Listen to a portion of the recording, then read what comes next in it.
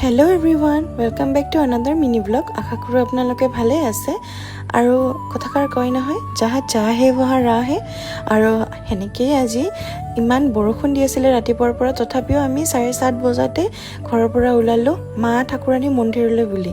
আজি সেই বিশেষ দিনটো, যিহেতু ইয়াতে বছৰত এবাৰেই পূজা হয় আৰু বৰষুণ দি থাকিলেও মানুহৰ কিন্তু তামাম ভিৰ চাব পাৰিছে ইয়াতে।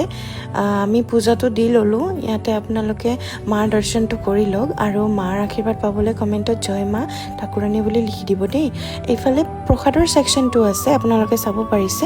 পূজা দি আহি এইফালে প্ৰসাদটো দিব লাগে। বাৰু, আমাৰ প্ৰসাদ দিয়া হ'ল, চাকি দিয়া হ'ল, অলপমান ঘূৰা ফুৰা কৰিলোঁ।